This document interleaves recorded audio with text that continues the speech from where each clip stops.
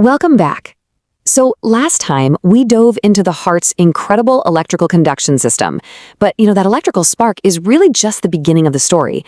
Today, we're going to see how that signal gets translated into the powerful mechanical pump that keeps us all alive. We're talking about the cardiac cycle. And this is the big question for today, right? How do we get from that electrical impulse to the actual coordinated squeeze that sends blood all through the body? Because honestly, if you can truly wrap your head around this cycle, you've basically unlocked the key to understanding almost everything else in cardiovascular medicine. Okay, but before we trace the path of a single heartbeat, we need to get our bearings. We need some benchmarks. So let's take a quick look at the normal values, the physiological set points that really define what a healthy, resting heart is supposed to be doing. Now, what's so cool about this table is how all these numbers tell a story together. Think about it. A heart rate of about 70 beats per minute means each full cycle, every single beat, takes less than 1 second. And in that tiny little window of time, the heart moves around 70 milliliters of blood. That adds up to a staggering 5 liters every single minute. Wild, right? So keep these numbers in your head, because we're going to be coming back to them. Let's zoom in on this one first. End diastolic volume, or EDV. The easiest way to think about this is as the starting line for every beat. It's the maximum amount of blood the ventricle is holding right before it's about to contract. So about 120 milliliters, it's a full tank ready to go. And if EDV is the starting volume, then stroke volume is the work that actually gets done. It's the amount of blood that's ejected from the heart with each powerful squeeze. So with every single heartbeat, about 70 milliliters of that initial 120 are pushed out to the rest of the body.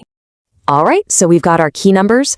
Now let's do it. Let's break down one complete heartbeat phase by phase.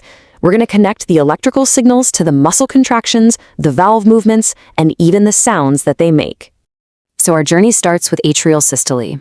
If you're looking at an ECG, this lines up perfectly with the P wave. Mechanically, this is the moment the atria contract, giving the ventricles one final push of blood. We call this the atrial kick, and it's super important. It tops off the ventricles, accounting for that last 20 to 30% of their filling. This is exactly why losing that kick, like an atrial fibrillation, can cause a really significant drop in cardiac output. Next up, we've got a really short but absolutely critical phase, isovolumetric contraction.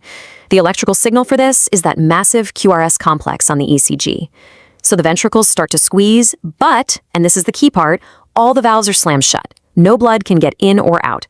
Because of that, the volume stays exactly the same while the pressure inside the ventricle just skyrockets. And that brings us to our very first heart sound.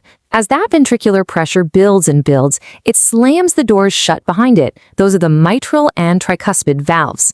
That forceful closure is exactly what creates the first heart sound, S1. It's the lub of the classic lub-dub. Now, once the pressure inside the ventricle gets high enough to overcome the pressure in the aorta and the pulmonary artery, the exit doors, the semilunar valves, are blown open.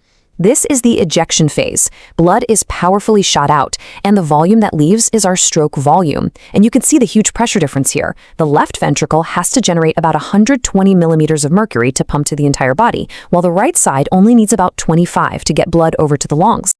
Okay, so after that big ejection, the ventricles start to relax. This event is marked by the T wave on the ECG. As they relax, the pressure inside them just plummets. The moment it drops below the pressure in the aorta, the semilunar valves snap shut. And for a brief moment, just like before, we have all 4 valves closed again. This phase is called isovolumetric relaxation. And the sound of those aortic and pulmonary valves snapping shut? Well, that's our second heart sound, S2. This is the dub of the lub-dub. So the crucial point to remember here is this. S1 is the AV valves closing at the start of contraction, and S2 is the semilunar valves closing at the end of contraction right as relaxation kicks in. As the ventricle continues to relax, its pressure keeps dropping until it's actually lower than the pressure in the atria sitting right above it. This pressure difference just pulls the AV valves open, and blood starts to passively flow in, refilling the ventricle for the very next beat. And just like that, the cycle is complete, and it's ready to start all over again. Whew, okay, that was a lot of individual steps, I know.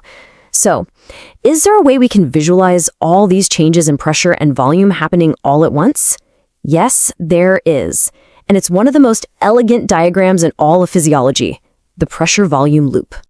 Let's just trace the loop following the arrow. We start at the bottom as the mitral valve opens and the ventricle fills up, so its volume increases. Then watch that vertical line just shoot up. That's isovolumetric contraction. See? Pressure rises with no change in volume. Next, the aortic valve opens and the perv moves to the left during ejection as the ventricle's volume goes down. Finally, the aortic valve closes and another vertical line drops straight down. That's isovolumetric relaxation, with pressure falling at a constant volume.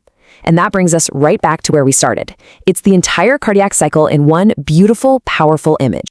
Okay, so we've got the mechanics down, but let's be real. Why does understanding this cycle matter so much?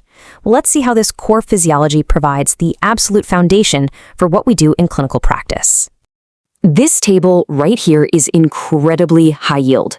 I mean, it directly connects what you see on an ECG to what the heart muscle is physically doing. You have to remember, the P wave isn't just a random bump. It is atrial contraction. The QRS complex isn't just a spike. It is the start of that powerful ventricular squeeze. Getting this direct link is absolutely fundamental. Now, besides S1 and S2, you can sometimes hear extra sounds. An S3, sometimes called a ventricular gallop, happens early in diastole and often signals heart failure. It's literally the sound of blood sloshing into a ventricle that's already overfilled. An S4, or an atrial gallop, is heard late in diastole and suggests a stiff, non-compliant ventricle that the atria are really struggling to push blood into. And what about murmurs? Well, these are just the sounds of turbulent blood flow, usually because of a faulty valve. And by knowing the cardiac cycle inside and out, you can start to diagnose them. If you hear a murmur during systole, that is, between S1 and S2, it could be something like aortic stenosis. If you hear it during diastole, after S2, it might be mitral stenosis. You see, the timing tells you everything. We have covered a ton of ground, so let's boil it all down to the absolute must-remember high-yield takeaways from this whole explainer. Here they are. If you remember nothing else from today, lock these 4 points in your brain. 1. S1 is the closure of the AV valves. 2. S2 is the closure of the semilunar valves. 3. The isovolumetric phases mean all valves are shut and pressure is changing without any change in volume. And 4. The atrial kick gives that last vital push to top off the ventricles. If you know these 4 concepts, you have a really solid grasp of the entire cycle. And finally, it's always worth remembering the bigger picture here.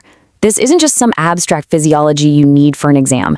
This incredibly complex, perfectly timed sequence of events is happening inside of you, right now, about 70 times every minute. It really, truly is the rhythm of life itself.